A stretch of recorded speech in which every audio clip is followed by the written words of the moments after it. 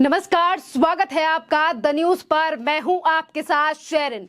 लोकसभा चुनाव से पहले फिर एक बार डर लग गया है अरविंद केजरीवाल को, और ये डर है हार का। जी हां, फिर एक बार मुख्यमंत्री अरविंद केजरीवाल ने ईवीएम को लेकर उठाया है सवाल और अपने दो नेताओं को लेकर रोया है रोना। जहां एक तरफ सत्येंद्र जैन तो वहीं दूसरी तरफ मनीष सिसोदिया। जी हां, आज प्रेस कॉन्फ्रेंस करते हुए मुख्यमंत्री अरविंद केजरीवाल ने जो है वो ईवीएम का रोना रोया है, और साथ ही क्या कह रहे हैं सुनिए आप। इस श्लोक के माध्यम से भगवान श्री कृष्ण अर्जुन के माध्यम से पूरी दुनिया को एक भरोसा दे रहे हैं कि जब जब पृथ्वी के ऊपर अधर्म हावी होगा तब तब भगवान उत्पन्न होंगे और अधर्म से मानव जाति को बचाएंगे।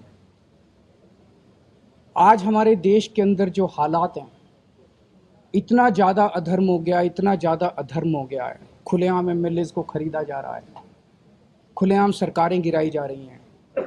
जितने भ्रष्ट लोग हैं उनको अपनी पार्टी में ये लोग शामिल करके उनको वो सत्ता का सुख भोग रहे हैं। लोगों के लिए स्कूल बनाने वाला मनीष सिसोदिया जेल के अंदर है, लोगों के लिए अस्पताल बनाने वाला सत्येंद्र जैन जेल के अंदर है। चारों तरफ हाहाकार है, लोग बहुत दुखी हैं, और इन लोगों को पूरा कॉन्फिडेंस है कि 370 सीट लेके आएंगे। वो खुलेआम कह रहे हैं हम तो 370 सीट ला रहे हैं। इस देश के 140 करोड़ लोगों की हमें ज़रूरत नहीं है। तुम अपना घर बैठना, तुम्हें वोट डालनी है डालनी, नहीं डालनी मत डालना, तुम्हारी हमारी ज़रूरत नहीं है। तुम्हारे वोट की हमें ज़रूरत नहीं है, लोगों के वोट की हमें ज़रूरत नहीं है। खुलेआम कहा जा रहा है कि 370 सीटें आ रही हैं हमारी। कैसे? कुछ ना कुछ तो हो गया है, कुछ ना कुछ तो सेटिंग कर ली है, चाहे ईवीएम में करिए, कहाँ करिए पता नहीं, लेकिन वो कह रहे हैं अब इस देश के लोगों की इस जनतंत्र को जरूरत नहीं है।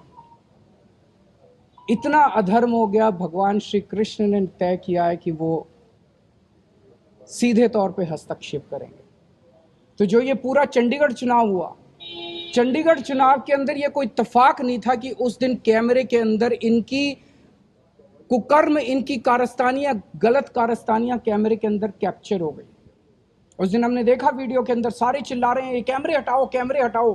कैमरे नहीं हट पाए उस दिन, सब कुछ कैप्चर हो गया। क्यों? वहां पे भगवान मौजूद थे।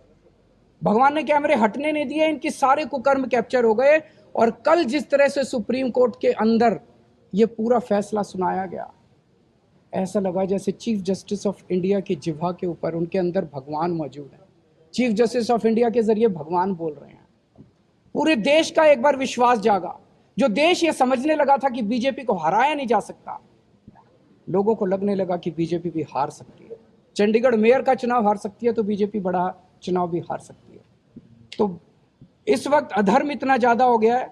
मैं देश के लोगों से यही कहना चाहता हूं कि भगवान ये संदेश देने की कोशिश कर रहे हैं कि मैं आ गया हूं, मैं आपके साथ हूं, आप अपना कर्म करो, कर्म करने में पीछे मत हटना। आप अपनी आवाज उठाओ, अन्याय की आवाज खिलाफ आवाज उठाओ। आप वोट डालने के लिए जाओ। कुछ लोग इसलिए वोट डालने नहीं जाते, यार ईवीएम में गड़बड़ है, मैं वोट डाल के क्या करूंगा। वो सब ठीक हो जाएगी, करेंगे ठीक, भगवान करेंगे ठीक, लेकिन तुम वोट डालने जरूर जाओ। सब लोग वोट डालने जाओ। और कल के उसके वृत्तांत के बाद मैं ये कहना चाहता हूं कि अनिल मसीह जो है, उसने जो गड़बड़ की उसकी सजा के लिए तो ऑर्डर हो गए हैं, लेकिन वो तो प्यादा था। उसके जो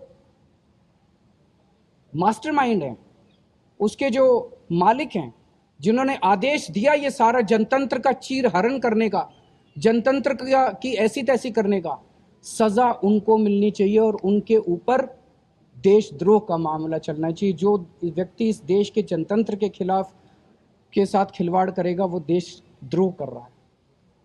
अगर आपके एक दो क्वेश्चन है। हमारे पार्षदों को फोन आ रहे हैं, हमारे पार्षदों को सीधे से अभी भी फोन आ रहे हैं कि भाई कितने लोगे, कितने क्या करोगे, कैसे करोगे। सर किसान केंद्र सरकार लगातार बातचीत कर रही है, लेकिन किसान कह रहे हैं कि अभी तक सीधी सी है। किसान हमारे अन्नदाता हैं। किसान सबसे ज़्यादा मेहनत करता है, पसीना बहाता है, रात दिन मेहनत करता है, सर्दियों के अंदर, गर्मियों के अंदर, बरसात के अंदर हमारे लिए अन्न उगाता है। उनकी जो भी, वो गरीब है, अमीर तो नहीं है ना किसान। ऐसा तो नहीं कि बड़े बड़े बंगले बना के बैठे हैं किसान। इन लोगों ने तो बड़े बड़े बंगले बना रखे हैं नेताओं ने। किसान की बात क्यों नहीं मानते? किसान की नाजायज, किसान की मांग क्या है? किसान कह रहा है मेरी फसल का मेरे को पूरा दाम मिलना चाहिए। मिलना चाहिए कि नहीं मिलना चाहिए? मिलना चाहिए। उसकी बात क्यों नहीं मानते? किसान को ये क्यों करना पड़ रहा है? देखिए किस तरीके से अभी तक तो चुनाव आयोग ने इलेक्शंस की डेट भी जग जाहिर नहीं की है, डेट भी नहीं बताई है, पर उससे पहले ही जो है वो ईवीएम को लेकर रोना जो है वो विपक्ष का शुरू हो चुका है।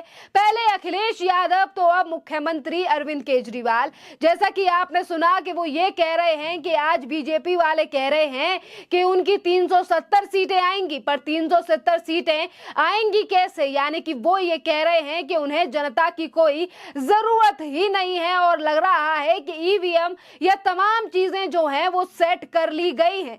जहां एक तरफ ईवीएम को लेकर फिर एक बार रोना रोया है मुख्यमंत्री अरविंद केजरीवाल से, जो साफ दिखाता है कि गठबंधन में रहने के बावजूद भी अब अरविंद केजरीवाल को लोकसभा इलेक्शन का डर सताने लगा है और दिल्ली की जिन 7 लोकसभा सीटों को जीतने का दावा अभी कुछ दिन पहले आम आदमी पार्टी कर रही थी, अब उन 7 सीटों को लेकर भी आशंकाएं होने लगी हैं कि ये जीतेंगे भी या नहीं। जहां एक तरफ ईवीएम और 370 यानी कि प्रधानमंत्री नरेंद्र मोदी के बयान को लेकर ये तमाम बातें मुख्यमंत्री अरविंद केजरीवाल ने कही हैं, तो वहीं दूसरी तरफ अरविंद केजरीवाल जो हैं वो फिर एक बार उन्होंने अपने 2 नेताओं को लेकर जो है वो रोना रोया। उन्होंने कहा हमारा देश एक ऐसा देश है जहां पर हर जगह पर अधर्म है, लोगों के लिए अस्पताल स्कूल बनाने वाले हमारे जो 2 मंत्री हैं वो अभी भी जेल में हैं, यानी कि ये अधर्म है। पर वहीं दूसरी तरफ अगर बात करी जाए, चाहे फिर वो सत्येंद्र जैन हो, संजय सिंह हो या मनीष सिसोदिया, जिन्हें लगभग 1 साल हो चुका है, सत्येंद्र जैन को 1.5 साल से ज्यादा, मनीष सिसोदिया को लगभग 1 साल, और संजय सिंह की बात करें तो उन्हें भी अब जल्द ही 6 महीने होने वाले हैं। तो देखिए इन तीनों ने ही कई बार कोर्ट में याचिका लगाई है अपने लिए, पर वहीं दूसरी तरफ कोर्ट की तरफ से फटकार लगाते हुए कई बार याचिकाएं भी खारिज हुई हैं। तो वहीं दूसरी तरफ शराब घोटाले और मनी लॉन्ड्रिंग के मामले में गिरफ्तार हुए आम आदमी पार्टी के नेताओं को कई बार कोर्ट ने यह भी कहा है कि ये बड़े ओहदे पर रहने वाले नेता हैं, अगर इन्हें रिहाई मिल जाती है या बेल पर जमानत दी जाती है या बेल पर छोड़ दिया जाता है तो ये मामले को इन्फ्लुएंस कर सकते हैं, और इसीलिए जो है वो इन लोगों को बेल नहीं दी जा रही, क्योंकि जब भी पेशी हो रही है ईडी और सीबीआई की तरफ से तमाम बड़े सबूत पेश किए जा रहे हैं। एक तरफ ईडी के समन से भागने वाले मुख्यमंत्री ये कह रहे हैं कि देश में आज अधर्म है। और अब बात करते हैं लोकसभा चुनाव की, तो देखिए लोकसभा चुनाव को लेकर जो है वो कई पार्टियां एक साथ गठबंधन में हैं, जिसमें कांग्रेस, समाजवादी पार्टी, आम आदमी पार्टी और कई ऐसे अन्य दल हैं जो एक साथ चुनाव लड़ने के लिए तैयार हैं, जो ये कह रहे हैं कि मोदी को इस बार सत्ता से हटा देंगे।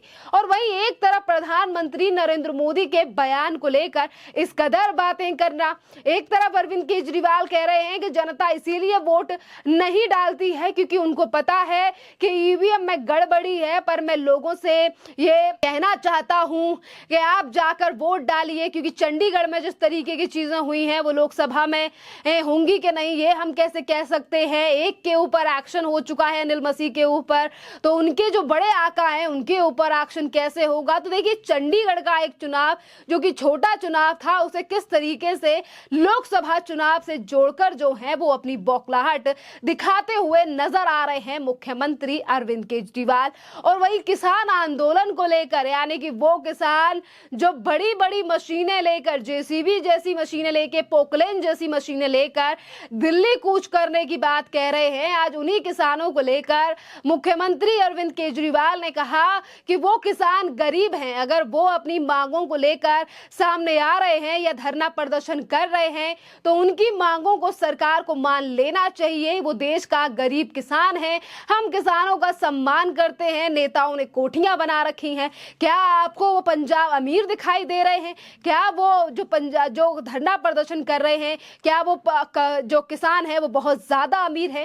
पर इस तरीके की बात कहने वाले अरविंद केजरीवाल की जो बातें हैं वो सरकारी रिपोर्ट से बिल्कुल भी मेल नहीं खाती हैं, क्योंकि देखिए एक तरफ अरविंद केजरीवाल कह रहे हैं कि वो गरीब किसान है, पर वही गरीब किसान जो है वो पोकलेन, जेसीबी और बुलडोजर जैसी मशीनों को लेकर जो है वो दिल्ली को कूच करने की बात कह रहा है। ये तो चलो मशीन है, पर इसी के साथ महंगी महंगी गाड़ियां, मर्सिडीज, BMW BMW जैसी गाड़ियां भी इसी आंदोलन में खड़ी हुई हैं। तो आखिरकार ये कौन से किसान हैं जिनको अरविंद केजरीवाल गरीब बता रहे हैं? और अगर अमीरी की बात करें तो देखिए, सरकारी रिपोर्ट की माने तो भारत में 6% को MSP मिलता है, 94% को नहीं मिलता। और इन 6% किसानों में ज्यादातर पंजाब और हरियाणा के ही किसान हैं, और जिनको सबसे ज्यादा MSP मिलता है क्योंकि पंजाब में धान और चावल की खेती होती है, और इसीलिए इन किसानों को MSP दी जा रही है। इन दोनों चीजों पर बावजूद इसके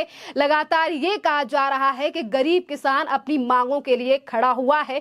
तो शायद अरविंद केजरीवाल जिन किसानों को गरीब बता रहे हैं, और यही अरविंद केजरीवाल जो एक तरफ मर्सिडीज वाले किसानों को गरीब बता रहे हैं, ये वही इकलौते मुख्यमंत्री हैं जो ये कहते थे कि हम तो सिर्फ जनता के लिए काम करने आए हैं। और कुछ दिन पहले जो है वो 50 करोड़ से ज्यादा की रकम इन्हीं के बंगले में लगी थी, जिसे आज जनता शीश महल भी कहती है। खैर, इस पूरे मामले पर आप लोगों की जो भी राय हो, आप हमें कमेंट कर जरूर बताइए। धन्यवाद।